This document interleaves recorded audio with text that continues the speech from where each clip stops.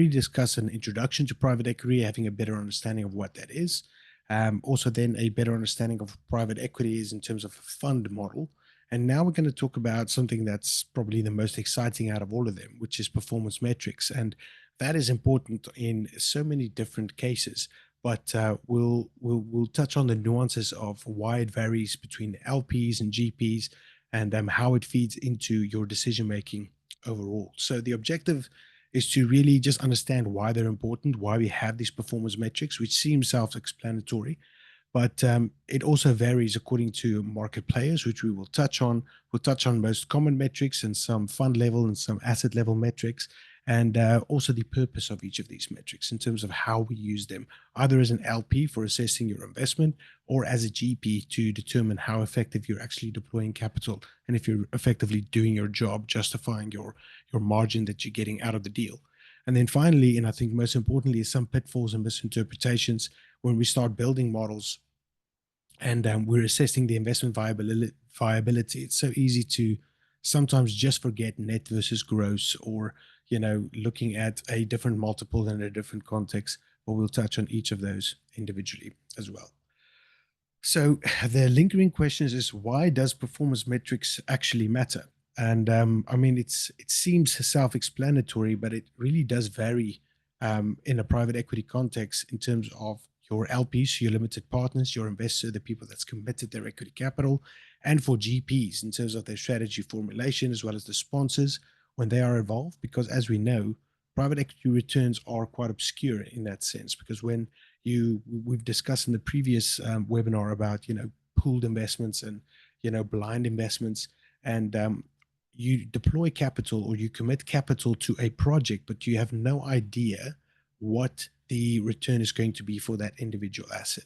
Now, you can argue that you can get some PMEs or some market equivalents to determine some level of what you can expect, but there's no clear certainty, especially not at the start of a project. These type of investments are illiquid. It's opaque. We don't really know what exact assets will be invested in. If you buy a secondary, which we've also discussed in the previous webinar, you have a bit more context and a bit more information on what you're investing in. But at the starting point, it's quite daunting. And performance metrics allows you to assess, from an LP perspective, the viability and the relative viability of this investment over time. And for a GP, it justifies both their compensation structure, but also gives them feedback in terms of the effectiveness of their capital allocation. And that's why it's so important.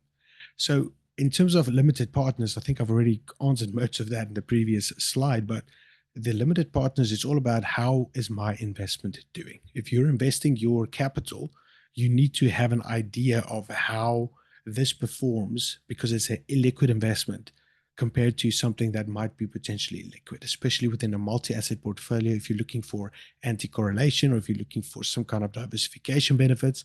But it allows you to evaluate fund managers in terms of their performance. It allows you to compare strategies. If you have a specific strategy, you can compare it to the same strategy but another provider. Alternatively, you can have a specific strategy and you can compare it to a different type of strategy. And it therefore allows you to monitor and adjust your portfolio accordingly. Excuse me. For a general partner's perspective, they want to know, are we justifying our existence? That's effectively what it comes down to. We need to report performance. Are we doing well? What's the chances of us actually, receiving our return, our carry that we're looking for? How do we stack up against peers and benchmarks? And we need to justify why we are charging the fees that we're charging, the 220 structure or whatever the deal structure is. But that put aside, all of the intrinsic value that performance metrics add to this entire system is about building and shaping trust, because a historic track record of performance metrics does give you an indication of trust. It gives you an indication of if you should allocate capital from an LP perspective. It tells a GP where should we allocate capital, what has been successful, and it just helps them in really supporting their strategy and making sure that they make money for their stakeholders. So starting with some core performance metrics, and we'll discuss some fund and asset level metrics later, which is more self-explanatory than these. But, the IRR is, it's a staple in any kind of financial model. It's effectively just the return or the target rate that results in a NPV or a net present value of zero. So you can argue that, I'm looking for a return of 10%. If the investment produces a 10% return, you get your money back, or you get the return that you were looking for. And it is time sensitive, of course. So it's all about how, I think we're in the context from an LP, and how you assess GP using the IRR is you're looking at the IRR consistency over time. As we know, the life cycle of a private equity fund, we've got potential 10-year lockup period. If you can assess the IRR or a rolling IRR or an annualized IRR for one manager, and it's 15%, and for another manager, it's also 15%. But when you actually look at the individual rolling period, you've seen that the one manager created value throughout the 10-year cycle, where the other manager only created value in the last 3 years of the cycle. It gives you some variability to assess that. But a typical example would be, you've invested $1 million, you've held it for 5 years, and you received cash flow totaling of $2 million. So you've got an IRR that might be around 15%, reflecting both the amount and the timing of the returns. But again, as I've mentioned earlier in the example, that consistency of the IRR is quite key, but we'll touch on that a little bit later. It's used in investment comparison. So, I mean, that goes without saying. The return that you're receiving, you can compare it to comparable funds, and it's widely used in private equity, as we already know. And this is now the interesting one. And personally, this is used in conjunction with the IRR because it kind of gives you two different ideas, the equity multiple. It's an indication of the total value that you've created throughout the entire holding period. And it's used as a headline figure to determine, I've got a multiple of 2.5. So I've done 2.5 times my money. It's an indication of total value creation. Where it's useful in terms of the IRR is how efficient was that value created.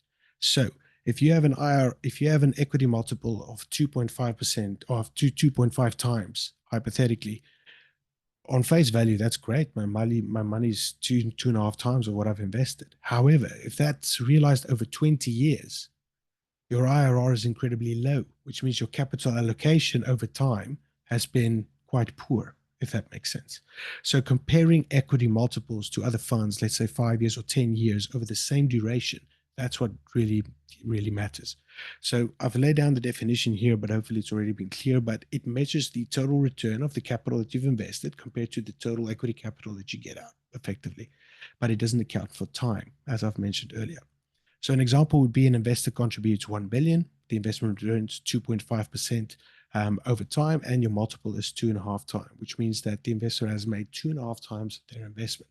But again, 2.5 times of your investment over 20 years, you might have some better options out there that's more liquid that can give you the same type of return without the liquidity issue that you might have. So it's always a relative game. And this pretty much brings everything I've discussed in full circle. This nice little example here or a case study. So an institutional investor committed 10 million to a private equity fund. The fund only holds a single asset. They've invested it for 6 years, and after 6 years, they've now distributed 25 million to the investor. Now, for the purpose of this, we're just assuming there's no capital that's been paid out in that period. So you're looking at 25 and 10. So your equity multiple would be your total capital that you've now received out, so your 25 million, divided by the 10 million that you've committed. There's your 2.5 times multiple. From an IRR perspective, when you do the math, you're effectively looking at around 17.5% annualized over 6 years. But the key difference between these two things is that the equity multiple captures how much value was created over 6 years, 2.5 times. The IRR captures how effectively it was created. And that's where I, alluded to earlier. Over the 6-year period of time, when you look at the final return or you do that calculation that you have there, the one manager might have only realized proper returns in the last 3 years of the 6-year period, where the one manager could have realized the 17.5% annually over each year. So you've got much more consistency of the one manager versus the other manager, who would have had to do 35% in the last 3 years roughly, to be able to get the same multiple out. So it's always important to measure that in terms of a time scale, and that's why they're usually used in conjunction to give you a complete view of the effectiveness of the manager, the effectiveness of the strategy that you're deploying. And that's what this final box here at the bottom pretty much says. If you have a high equity multiple and a low IRR, which means you took a lot of time, you're not very efficient with your capital. What you want is both a high IRR and a high equity multiple, which gives you the best of both worlds. Now, these are also interesting numbers, or interesting metrics per se, because it's cash flow related, it's NAV related. And what we mean by that is your DPI or your distributions to paid in capital. The easiest way to understand that is just how much capital has been distributed to you based on relative to how much capital you've paid into the investment. So that's the cash component. See it as the cash component of your investment. It's important because it gives you your actual returns, not your paper returns, the actual. So remember, this is an illiquid investment. So if you start getting distributions out, it's realized distributions. It's back in your pocket. So your liquidity is back. So everything that then remains is effectively what your RVPI is, which is still stuck in your NAV. And that NAV can vary over time. So your DPI is important, especially mid to late cycle, when you start getting these type of distributions, to get an idea of how much of the capital that you've paid in have now been returned to you throughout this period. A DPI of 1, obviously greater than 1, means that the LPs have received more than they've invested. That's essentially the benchmark of what you're looking for. Anything below that means that you probably still have more distributions to come, or you've made a loss in your investment if the project has been terminated, as explained in the example below there. An investor contributed 5 million to the fund. They've received 4 million in distributions. That means they've got a DPI multiple of 0.8. So one or two things is happening here. You either still need more distributions to still come out of the investment, or there's possibly more investments stuck in the capital lockup. So when you combine both of those, you've got your TVPI, but we'll touch on that when we get to that in a moment. The RVPI is the residual value paid in capital. That's the unrealized value. So that's your NAV. So when you look at these private equity funds, you usually receive your marks or your NAVs, which is your valuation that's been given to you. And then combining that with what you've been distributed gives you where you are in terms of performance at this point in time. It's important because it tells you how much of the capital that you've initially invested is still at risk, meaning it's still in lockup. That NAV can potentially still go to zero. And it's useful to use the RVPI in conjunction with the DPI, which is your total value to paid capital, which covers both the distribution element, so the income element, as well as the capital element of it. An example would be the investor has contributed 10 million of an investment. The fund holds 3 million in assets that haven't been exited yet. So you still have an RVPI of 0.3. So that 0.3 multiple tells you the magnitude of your capital that is still at risk.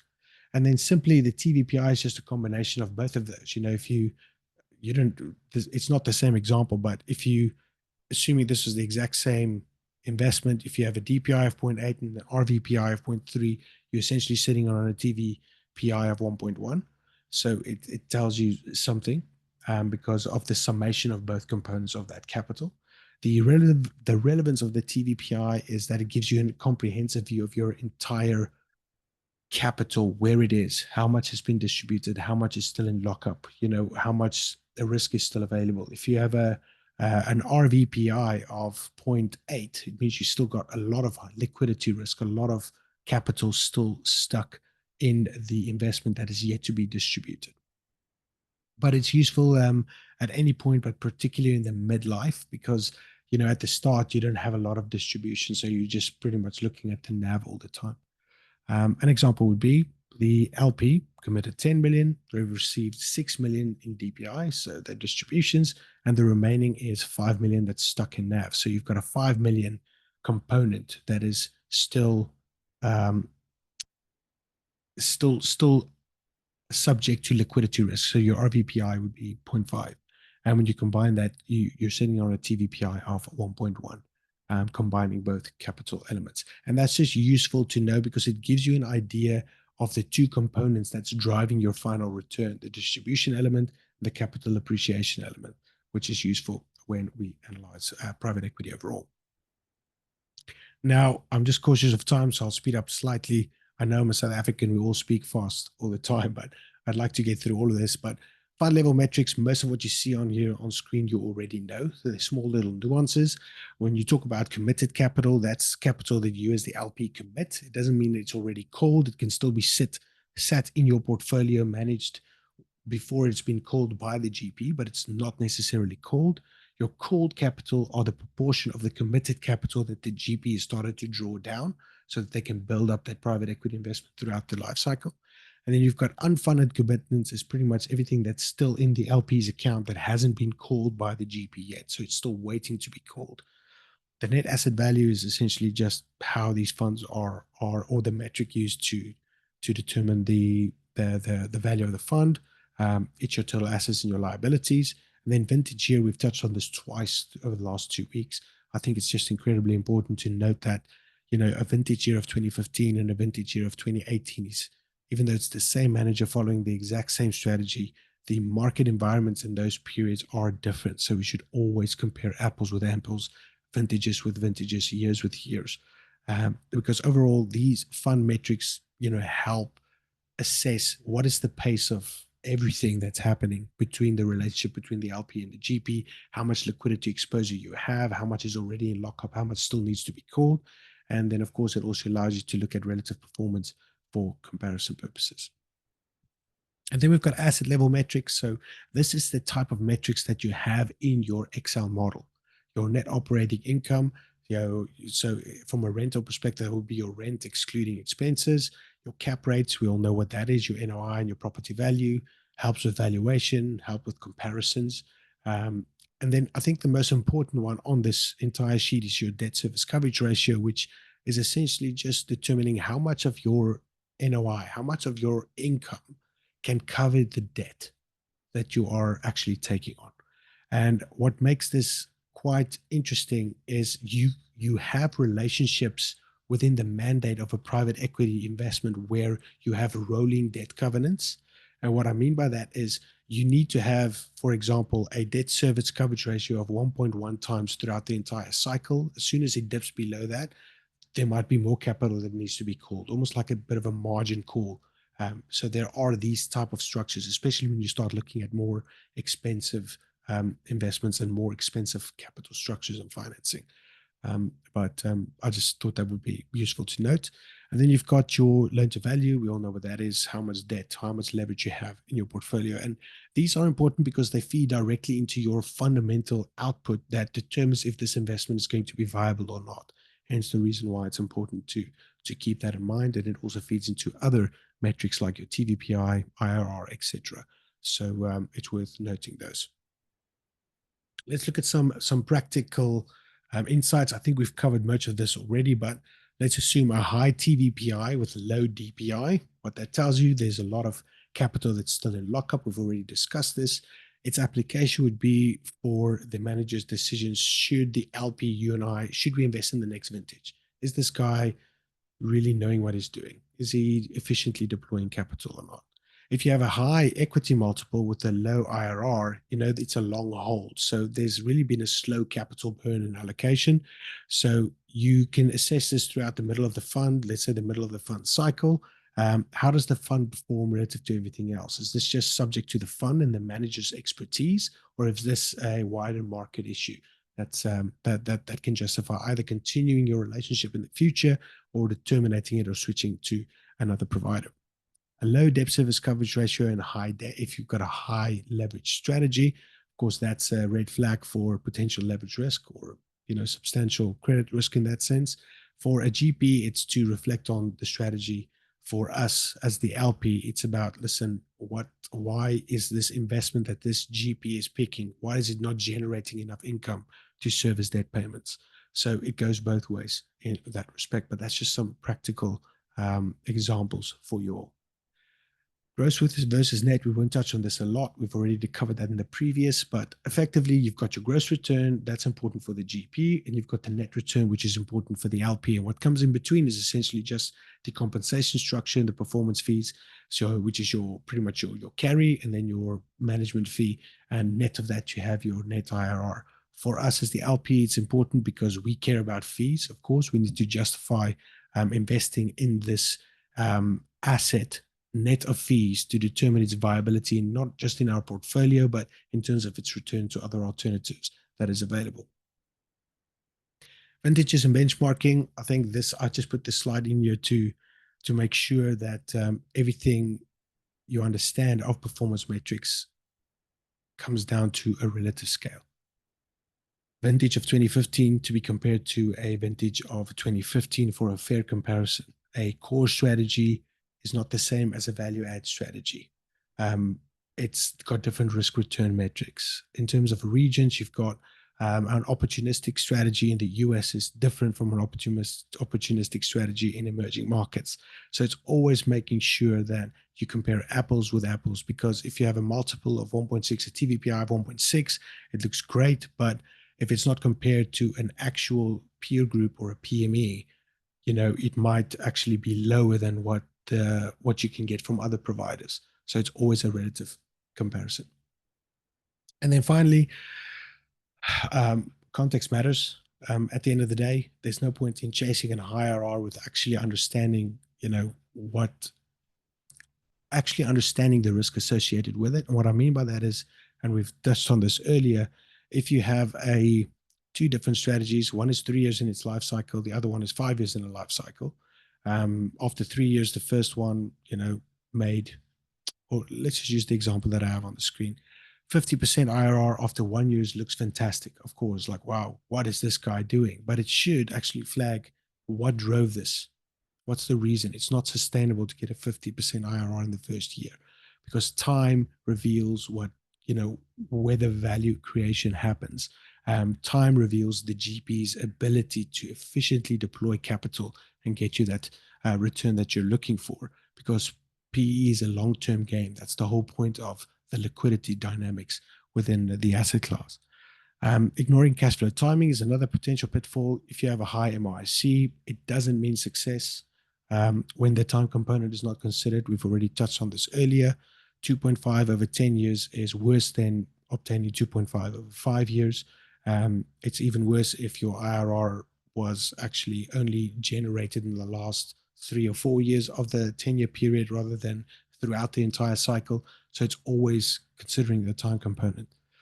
Relying solely on TVPI in the early stages of the fund cycle, of course, there's not a lot of distributions at the start. It's much more focused on the NAV, which is much more volatile based on market environments. So a lot can still happen with that asset value. So it's not giving you a clear indication. Don't just rely on the TVPI. Look at the DPI, look at the RVPI, and then assess it accordingly, depending on where you are in the assets cycle. Confusing gross and net returns. That's just a small little stab here because I've made that mistake in the past where I've built models and nothing made sense. And I realized that I never actually internalized the net returns. So just be mindful that there is a clear distinction between the two, and it has different purposes, especially when you place that in a model. And then finally, reiterating what I said in the previous slides, comparing apples with apples. You can't benchmark a core strategy against a strategy that is not core. You can't compare a vintage of 2015 with a vintage of 2016 thinking that there's no comparison. There's truly no comparison between the two. It is different deal structure, different relationships, different assets. So it's always important to note that.